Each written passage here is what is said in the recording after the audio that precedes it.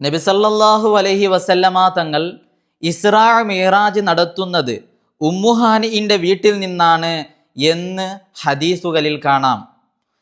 ഈ ഉമ്മുഹാനി എന്നുള്ള സ്ത്രീ നബി സല്ലല്ലാഹു അലൈഹി വസല്ലമ തങ്ങളുടെ ഭാര്യമാരുടെ കൂട്ടത്തിൽപ്പെട്ട പെണ്ണല്ലാത്തത് കൊണ്ട് ചില ആളുകൾ തെറ്റിദ്ധരിപ്പിക്കാറുണ്ട്.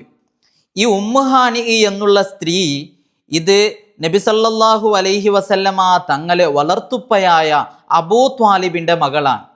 നബി സല്ലല്ലാഹു അലൈഹി വസല്ലമ തങ്ങൾ 8 വയസ്സ് മുതൽ 53 വയസ്സ് വരെ ഈ അബൂ ത്വാലിബിൻ്റെ വീട്ടിലായിരുന്നു താമസിച്ചിരുന്നത്.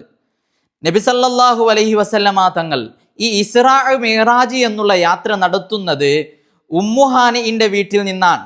എന്ന് പറഞ്ഞാൽ 52-ാമത്തെ വയസ്സിലാണ് നബി സല്ലല്ലാഹു അലൈഹി വസല്ലമ തങ്ങൾ ഈ യാത്ര നടത്തുന്നത്.